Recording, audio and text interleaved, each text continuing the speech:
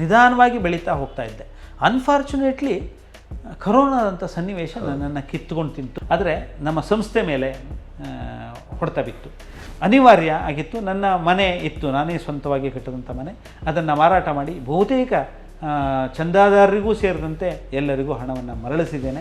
ಆವಾಗ ನನ್ನ ಕೇವಲ ಪತ್ರಿಕೋದ್ಯಮದ ಅನುಭವವನ್ನು ಮಾತ್ರ ಇನ್ವೆಸ್ಟ್ ಮಾಡಿದ್ದೆ. ಈಗ ಪತ್ರಿಕೋದ್ಯಮ ಮತ್ತು ಬಿಸ್ನೆಸ್ಸಿನ ಸೋಲಿನ ಅನುಭವವನ್ನು ಇನ್ವೆಸ್ಟ್ ಮಾಡಿಕೊಂಡು ಹೊರಟಿದ್ದರಿಂದ ಹೆಚ್ಚು ವಿಶ್ವಾಸ ನನ್ನಲ್ಲಿದೆ. ಓದುಗರು ಕಡಿಮೆ ಆಗಿದ್ದಾರೆ ಇಲ್ಲ, ಅದೂ ಮಿಥ್ಯೆ. ಹಾಗಂತ ನಾವು ಬರೆದಿದ್ದೆಲ್ಲವನ್ನೂ ಕಸವನ್ನು ಜನ ಓದ್ಬಿಡ್ತಾರೆ ಎನ್ನುವ ಭ್ರಮೆಯೂ ಮಿಥ್ಯೆ. ಅದು ಹೆಂಗೆಂದರೆ 10 ವರ್ಷ ಮತ್ತು ವಾಪಸ್ಸು ನನ್ನ ಯೌವನ ಹೋಗಿದೆಯೋ ಎಲ್ಲೋ ಗೊತ್ತಿಲ್ಲ. ಅದರ ಕನಸು, ಹಸಿರುವಾಸಿಯ ಕನಸು ಮಾತ್ರ 10 ವರ್ಷ ಹಿಂದಕ್ಕೆ ಹೋಗಿದೆ.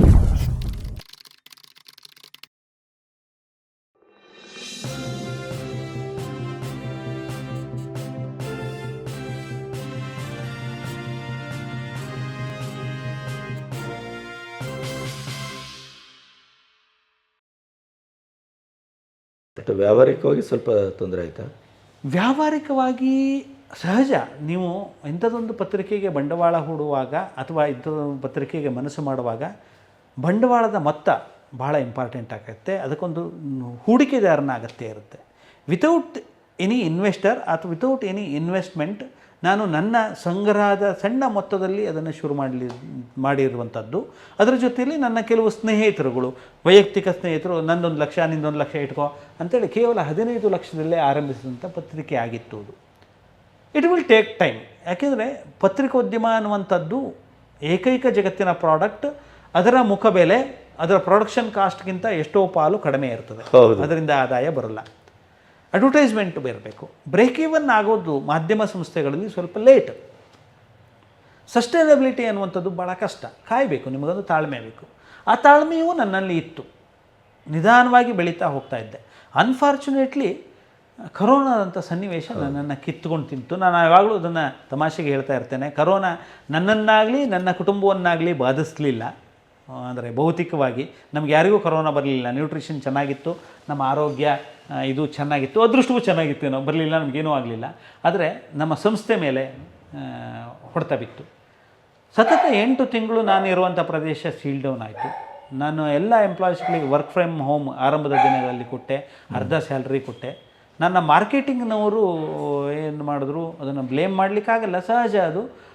ವರ್ಕ್ ಫ್ರಮ್ ಹೋಮ್ ಕೊಟ್ಟಿದ್ದರಿಂದ ವರ್ಕ್ ಫಾರ್ ಹೋಮ್ ಹೆಚ್ಚಿಗೆ ಮಾಡಿ ಇದು ಮಾಡಿದ್ರು, ಏನೋ ಗೊತ್ತಿಲ್ಲ, ಸಹಜ ಆಯಿತು. ಯಾಕೆಂದರೆ ಮಾರ್ಕೆಟಿಂಗ್ ಅನ್ನುವಂಥದ್ದು ಮನೆಯಲ್ಲಿ ಕೂತ್ಕೊಂಡು ಮಾಡುವಂಥ ಕೆಲಸ ಅಲ್ಲ, ಹೊರಗಡೆ ಹೋಗಿ ಮಾಡಬೇಕಾಗಿತ್ತು. ಅದಕ್ಕೆ ಅವಕಾಶ ಇರಲಿಲ್ಲ. ಹೀಗಾಗಿ ರಿಕವರಿ ಅನ್ನುವಂಥದ್ದು ನನಗೆ ಬರಬೇಕಾದಂಥ ಹಣ ಬರಲಿಲ್ಲ. ನ್ಯೂಸ್ ಪ್ರಿಂಟ್ ಕಾಸ್ಟು ಊಹೆಗೂ ಮೀರಿದಂತೆ ಮೇಲೆ ಹೋಯಿತು.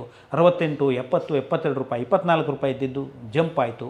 ಆರ್ಟಿಫಿಷಿಯಲ್ ಸ್ಕೇರ್ಸಿಟಿ, ನಾನು ಬಳಸ್ತಿದ್ದಂಥ ನ್ಯೂಸ್ ಪ್ರಿಂಟ್ ಗುಜರಾತಿಂದ ತರಿಸ್ತಿದ್ದೆ. ಆರ್ಟಿಫಿಷಿಯಲ್ ಸ್ಕೇರ್ಸಿಟಿ ಇಲ್ಲೇ ಸ್ಟಾರ್ಟ್ ಆಯಿತು. ಅದರಿಂದಾಗಿ ನನಗೆ ಅದನ್ನು ಪರ್ಚೇಸ್ ಮಾಡುವ ಕೆಪಾಸಿಟಿ ಇಲ್ಲದೆ ಹೋಯಿತು. ಹಾಗಾಗಿ ಪ್ರಿಂಟಿಂಗನ್ನು ಅನಿವಾರ್ಯವಾಗಿ ನಿಲ್ಲಿಸಬೇಕಾಗಿ ಬಂತು. ಮತ್ತು ಆ ಪ್ರಿಂಟಿನ ಮೊತ್ತಕ್ಕಾಗಿ ಸಾಲ ಮಾಡಿದೆ. ಕರೆಕ್ಟ್. ಆ ಸಾಲದ ಬಡ್ಡಿ ದರಗಳು ಹೆಚ್ಚಾಯಿತು. ಯಾಕೆಂದರೆ ಇದರ ಅವಧಿ ಜಾಸ್ತಿ ಆಗ್ತಾ ಹೋಯಿತು. ಲಾಕ್ಡೌನ್ನ ಅವಧಿ ಜಾಸ್ತಿ ಆಗ್ತಾ ಹೋಯಿತು. ಇದರ ಜನರೇಟ್ ಆಗ್ತಾ ಇರಲಿಲ್ಲ. ಈ ಕಡೆ ಆ್ಯಡ್ ರೆವಿನ್ಯೂ ಏನು ರಿಕವರಿ ಆಗಲಿಲ್ಲ, ಈ ಕಡೆ ಸಾಲದ ಮೊತ್ತ ಹೊರೆ ಜಾಸ್ತಿ ಆಗ್ತಾ ಹೋಯಿತು. ಪ್ರಿಂಟಿಂಗನ್ನು ನಿಲ್ಲಿಸಿದೆ ನ್ಯೂಸ್ ಪ್ರಿಂಟಿನ ಸಮಸ್ಯೆಯಿಂದಾಗಿ. ಪ್ರಿಂಟಿಂಗ್ ನಿಲ್ಲಿಸ್ತಿದ್ದಂಗೆ ರಿನ್ಯೂವಲ್ಸ್ಗಳು ನಿಂತೋಯ್ತು. ಆವಾಗ ಆ ಆದಾಯದ ಮೂಲವೂ ಹೊರಟೋಯ್ತು. ಹೀಗಾಗಿ ಅನಿವಾರ್ಯವಾಗಿ ಆ ಹಂತದಲ್ಲಿ ಸಾಲದ ಮೊತ್ತ ಜಾಸ್ತಿಯಾಗಿ ನಾನು ಸಂಸ್ಥೆಯನ್ನು ನಿಲ್ಲಿಸಬೇಕಾಗಿ ಬಂತು. ಬಹುತೇಕ ನನ್ನ ಅನಿವಾರ್ಯ ಆಗಿತ್ತು. ನನ್ನ ಮನೆ ಇತ್ತು, ನಾನೇ ಸ್ವಂತವಾಗಿ ಕಟ್ಟಿದಂಥ ಮನೆ. ಅದನ್ನು ಮಾರಾಟ ಮಾಡಿ ಬಹುತೇಕ ಚಂದಾದಾರರಿಗೂ ಸೇರಿದಂತೆ ಎಲ್ಲರಿಗೂ ಹಣವನ್ನು ಮರಳಿಸಿದ್ದೇನೆ. ಕೆಲವೊಂದಷ್ಟು ಸಣ್ಣ ಪುಟ್ಟ ಚಂದಾದಾರರ ಡಾಟಾ ನಮ್ಮಲ್ಲಿ ಮಿಸ್ ಆಗಿದ್ದಿದೆ. ಇವತ್ತಿಗೂ 100% ಆಗಿದೆ ಅಂತ ನಾನು ಹೇಳಲ್ಲ. ಒಂದು 3-4 ಸಾವಿರ ಚಂದಾದಾರರು ಇದು ಮಿಸ್ ಆಗಿದೆ. ಮುಂದಿನ ದಿನಗಳಲ್ಲಿ ಅಂಥವ್ರನ್ನ ಹುಡುಕಿ ಅವರಿಗೆ ರೀಪೇಮೆಂಟ್ ಮಾಡೋದು ಅಥವಾ ಪತ್ರಿಕೆ ತಲುಪಿಸೋದು ಅನ್ನುವಂಥ ಯೋಚನೆಯನ್ನು ಮಾಡ್ತಾ ಇದ್ದೇನೆ ಸರ್. ಹಸಿರುವಾಸಿಯ ಮುಂದಿನ ಕಥೆ ಏನು? ಬಹಳ ಕನಸು. ಈಗ ಅದು ಹೆಂಗೆಂದರೆ 10 ವರ್ಷ ಮತ್ತು ವಾಪಸ್ಸು ನನ್ನ ಯೌವನ ಹೋಗಿದೆಯೋ ಎಲ್ಲೋ ಗೊತ್ತಿಲ್ಲ. ಅದರ ಕನಸು, ಹಸಿರುವಾಸಿಯ ಕನಸು ಮಾತ್ರ 10 ವರ್ಷ ಹಿಂದಕ್ಕೆ ಹೋಗಿದೆ. ಸೇಮ್ ಸಿಚುವೇಷನ್ನಲ್ಲಿ ನಿಂತಿದ್ದೇನೆ. ಮತ್ತು ಪುನಃ ಮೇನ್ ಸ್ಟ್ರೀಮಿಗೆ ಮರಳಿ ಹೋಗಿ ವಾಪಸ್ ಬಂದು ನಿಂತಿದ್ದೇನೆ. ನನ್ನ ಎದುರುಗಡೆ ಪ್ರಶ್ನೆಗಳು ಸಾಕಷ್ಟಿವೆ. ಇವತ್ತಿನ ಪ್ರಶ್ನೆ ಬಹುಶಃ ಪ್ರೀಮೆಚ್ಯೂರಿಟಿ ಇರ್ಬೋದು. ಈ ಹಂತದಲ್ಲಿ ಹಸಿರುವಾಸಿಯನ್ನು ಪುನರಾರಂಭಿಸಲಿಕ್ಕೆ ಸಾಕಷ್ಟು ಕೆಲಸಗಳನ್ನು, ಗ್ರೌಂಡ್ ವರ್ಕ್ಗಳನ್ನು ಮಾಡ್ತಾ ಇದ್ದೇನೆ.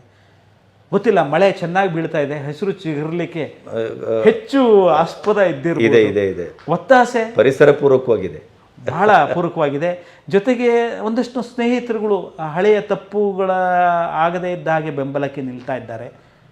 ನನ್ನದೇ ವೈಯಕ್ತಿಕ ನನ್ನ ಅಭಿಮಾನಿಗಳು ಅನ್ನೋಕ್ಕಿಂತ ಹಸಿರುವಾಸಿಯ ನನ್ನ ಬರಹದ ಓದುಗರು ಅಭಿಮಾನಿಗಳು ಅವರು ನನಗೆ ಒತ್ತಾಸೆಯಾಗಿ ನಿಲ್ತಾ ಇದ್ದಾರೆ. ಯಾರೋ ಒಬ್ಬರು ಅಂತಲ್ಲ, ಅದರಲ್ಲಿ ಒಬ್ಬಿಬ್ಬರಂತೂ ಬಹಳ ಗಟ್ಟಿಯಾಗಿ ನಿಲ್ತಾ ಇದ್ದಾರೆ. ಒಂದು ಆವಾಗ ನನ್ನ ಕೇವಲ ಪತ್ರಿಕೋದ್ಯಮದ ಅನುಭವವನ್ನು ಮಾತ್ರ ಇನ್ವೆಸ್ಟ್ ಮಾಡಿದ್ದೆ. ಈಗ ಪತ್ರಿಕೋದ್ಯಮ ಮತ್ತು ಬಿಸ್ನೆಸ್ಸಿನ ಸೋಲಿನ ಅನುಭವವನ್ನು ಇನ್ವೆಸ್ಟ್ ಮಾಡಿಕೊಂಡು ಹೊರಟಿದ್ದರಿಂದ ಹೆಚ್ಚು ವಿಶ್ವಾಸ ನನ್ನಲ್ಲಿದೆ. ಹಳೆಯ ತಪ್ಪುಗಳು ಪುನರಾವರ್ತನೆಗೊಳ್ಳುವಂತೆ ಮರುಕಳಿಸಿದಂತೆ ಪತ್ರಿಕೆಯನ್ನು ಕಟ್ಟಬೇಕು ಮತ್ತು ಪುನಃ ಕನ್ನಡದಲ್ಲಿ. ಇವತ್ತು ಹೇಗಿದೆ ಅಂದರೆ ಕನ್ನಡ ಪತ್ರಿಕೋದ್ಯಮವನ್ನು ಬೋಧನೆ ಮಾಡುತ್ತೀರಿ ಅಂತಂದರೆ ಹಸಿರುವಾಸಿಯ ಪ್ರಸ್ತಾಪ ಇಲ್ಲದೆ ನೀವು ಬೋಧನೆ ಮಾಡಲಿಕ್ಕಾಗಲ್ಲ, ಮುಂದೆ ಹೋಗ್ಲಿಕ್ಕಾಗಲ್ಲ. ನೀವು ವಾತಾವರಣವನ್ನು ನಾನು ಹೆಮ್ಮೆಯಿಂದ ನಿರ್ಮಾಣ ಮಾಡಿದ್ದೇನೆ. ವೈಯಕ್ತಿಕ ನೆಲೆಗಟ್ಟಿನಲ್ಲಿ, ಸಾಂಸ್ಥಿಕವಾಗಿ ನನ್ನ ಜೊತೆಯಲ್ಲಿ ಯಾವುದೂ ಇರಲಿಲ್ಲ. ಇವತ್ತು ಸಂಚಿಕೆ ಬಂತು ಸರ್, ಸರಿಸುಮಾರು 4.5 ವರ್ಷ ಬಂದಿದೆ. 4.5 ವರ್ಷ ಬಂದಿದೆ. ಅದರಲ್ಲಿ ಮೊದಲ 1.5 ವರ್ಷ ಫೋರ್ಟ್ನೈಟ್ಲಿ ಇತ್ತು. ಕೊನೆಯ 2.5 ವರ್ಷಗಳ ಕಾಲ, 2.5-3 ವರ್ಷಗಳ ಕಾಲ ಮಂತ್ಲಿ ಮಾಡ್ತು. ಹಾಗೆ ನೋಡಿದ್ರೆ ಒಂದು 75ರಿಂದ 80 ಸಂಚಿಕೆಗಳು ಬಂದಿವೆ. ಇವತ್ತು ಎಲ್ಲವೂ ಇದೆ. ಕೆಲವೊಂದು ಸಂಚಿಕೆಗಳು ನನ್ನಲ್ಲೇ ಇಲ್ಲ, ನನ್ನ ಓದುಗರಲ್ಲಿವೆ. ತುಂಬ ವಿಶೇಷ ಅಂದರೆ ಸರ್, ಇವತ್ತಿಗೂ ಓದಲ್ಲಿ ಹೇಳ್ತಾರೆ, ನಿಮ್ಮ ಹಸಿರುವಾಸಿಯ ಪ್ರತಿಯೊಂದು ಸಂಚಿಕೆ ನಮ್ಮಲ್ಲಿವೆ ಅಂತ ಸಾಕಷ್ಟು ಜನರ ಬಳಿಯಲ್ಲಿವೆ. ಹಾಗಾಗಿ ಅದನ್ನು ಪುನರಾರಂಭಿಸಬೇಕು ಅನ್ನುವಂಥ ಮಹದಾಸೆ, ಕನಸು. ಜೊತೆಯಲ್ಲಿ ಹೆಂಗೆಂದರೆ ಕಲಾಂ ಅವರು ಹೇಳಿದಾಗೆ ನಿದ್ದೆ ಕೊಡದ ಕನಸುಗಳು, ರಾತ್ರಿ ಬೀಳೋದಲ್ಲ.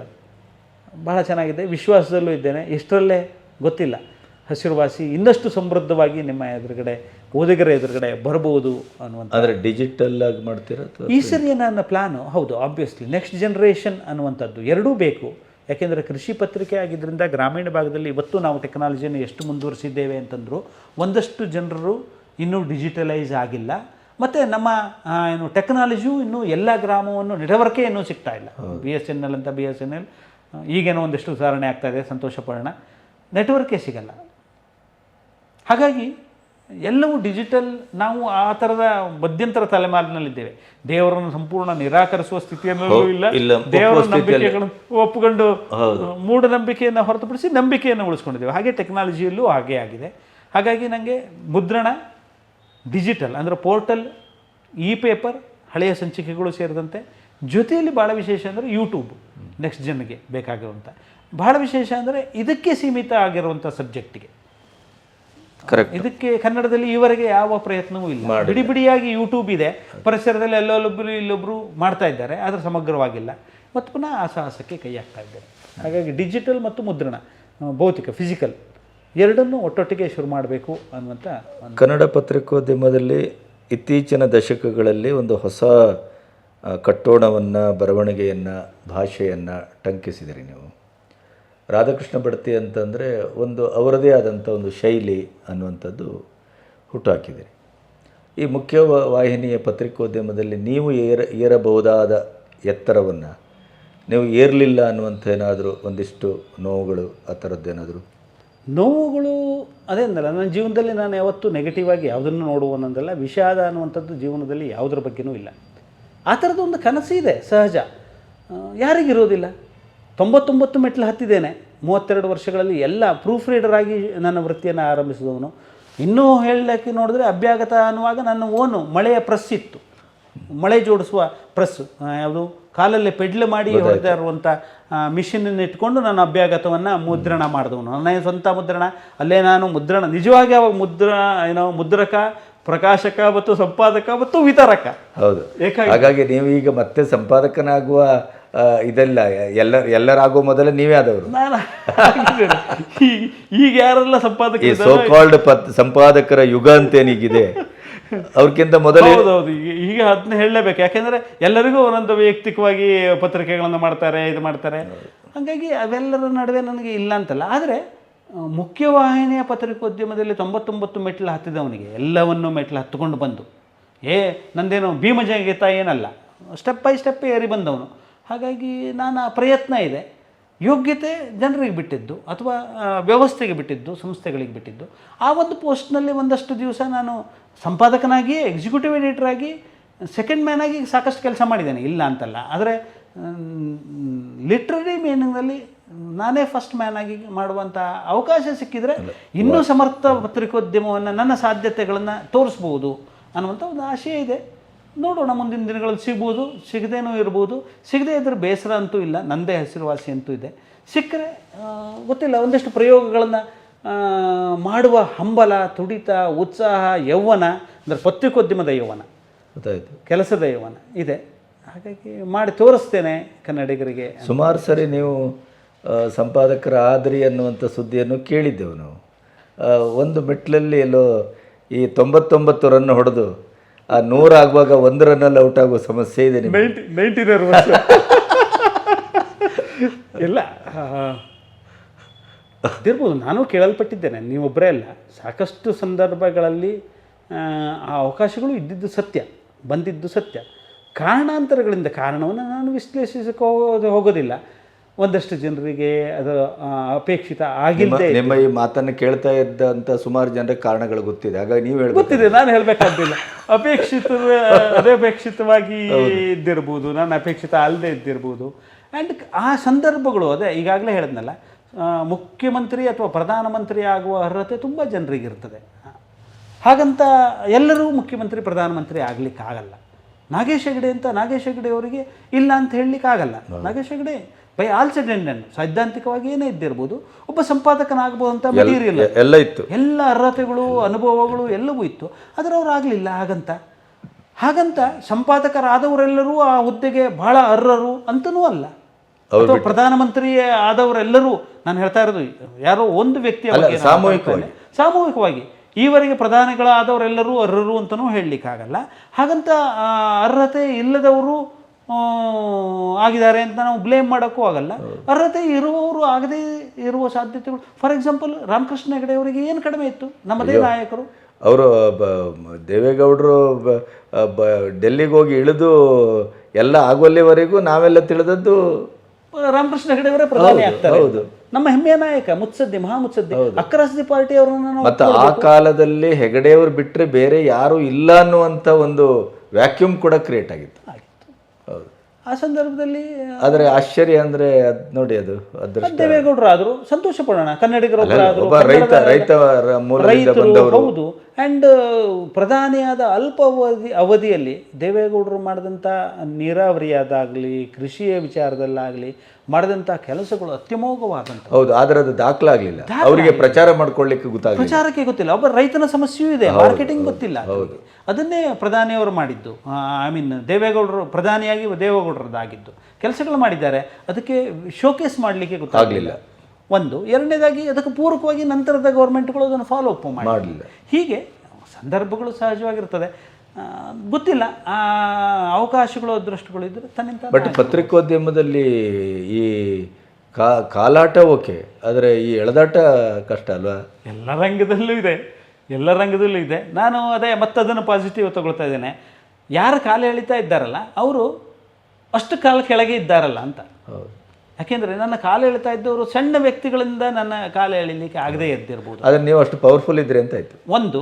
ಮತ್ತೆ ಅವರಷ್ಟು ವೀಕ್ ಅಂತ ಆಯ್ತಲ್ಲ. ಹೌದು, ಅಷ್ಟು ಪವರ್ಫುಲ್ ಅಂತ ಅನ್ಕೊಂಡಂತ ವ್ಯಕ್ತಿ ಅಷ್ಟು ವೀಕ್. ಅಂದರೆ ಯಾವುದೇ ಕಾರಣಕ್ಕೂ ಆ ಜಾಗಕ್ಕೆ ನೀವು ಬಂದು ಕೂತ್ರೆ ಅದು ನಮ್ಮ ಜಾಗಕ್ಕೆ ತೊಂದರೆ ಆಗುತ್ತೆ ಅನ್ನುವಂಥ ಒಂದು ಭಾವನೆ ಇದೆ ಅಂತ ಆಯ್ತು. ಪೈಪೋಟಿ ಅಷ್ಟರ ಮಟ್ಟಿಗೆ ಕೊಡ್ತಾ ಇದ್ದೇನೆ ಅಂತ ಪಾಸಿಟಿವ್, ನಾನು ಪಾಸಿಟಿವ್ ಥಿಂಕಿಂಗ್ ಅಂತ ನಾನು ಬರೀತಿದ್ದೆ ಎಲ್ಲ ಕಡೆಗಳಲ್ಲಿ.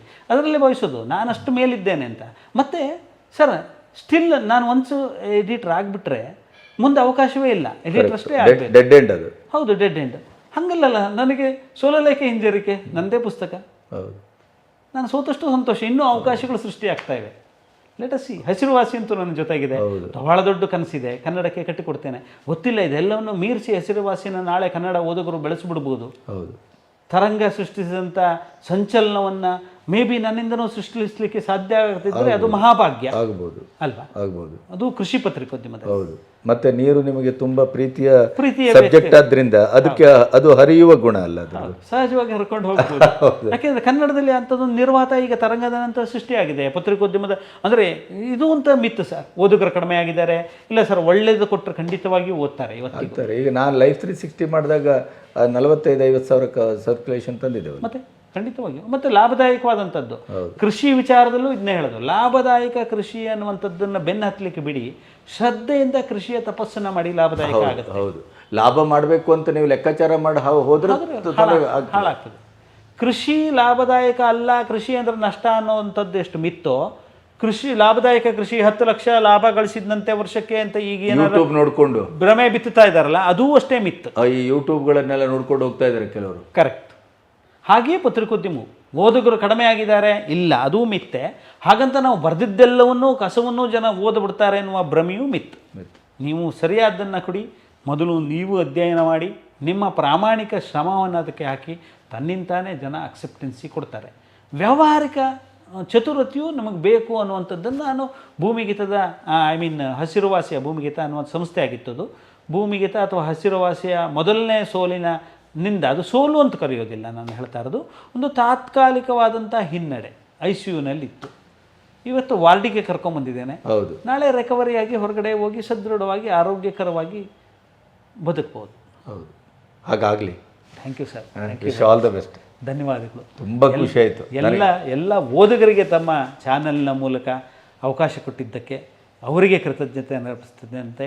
ನನ್ನ ಅರ್ಹತೆ ಏನಿದೆಯೋ ಏನೋ ಗೊತ್ತಿಲ್ಲ, ಇಂಥದ್ದೊಂದು ಮಹಾವೇದಿಕೆಯನ್ನು, ಇಂಥ ಅದ್ಭುತವಾದಂಥ ಫಾಲೋವರ್ಸ್ ಇರುವಂಥ ವೇದಿಕೆಯ ಮೂಲಕ ನನ್ನನ್ನು ಕರೆದು ನಾನೇನೋ ದೊಡ್ಡ ಮನುಷ್ಯ ಅನ್ನುವ ಭ್ರಮೆಯನ್ನು ನನ್ನ ತಲೆಗೆ ಹಚ್ಚಿದ್ದಕ್ಕೆ ತಮಗೆ ಅನಂತ ಧನ್ಯವಾದಗಳು, ಕೃತಜ್ಞತೆಗಳು. ನನಗೆ ನಿಮ್ಮೊಟ್ಟಿಗೆ ಮಾತಾಡಿದ್ದು ಬಹಳ ಆತ್ಮಸಂತೋಷವನ್ನು ಕೊಟ್ಟಿದೆ. ಬಹಳ ಕಾಲದಿಂದ ಅಂದ್ಕೊಳ್ತಾ ಇದ್ದೆ ನಾನು, ಏನೋ ಅಚಾನಕ್ ಅದು ಸಿದ್ಧಿಸ್ತು ನನಗೆ. ಸಹಜವಾಗಿ ನೋಡಿ, ಕಾಲ ಕುಡಿ ಬರಬೇಕು ಅಂತ ಏನೋ ಸಿಕ್ಕಿದ್ವಿ, ಮಾತಾಡಿದ್ವಿ, ಅಷ್ಟೇ ಮಾಡಿದ್ವಿ. ಚಿರೂರು ಗುಡ್ಡ ಕುಸಿತ ಇದೆ. ಹೌದು ಹೌದು ಹೌದು ಹೌದು ಹೌದು. Thank you sir. Okay, thank you. ನಮಸ್ಕಾರ.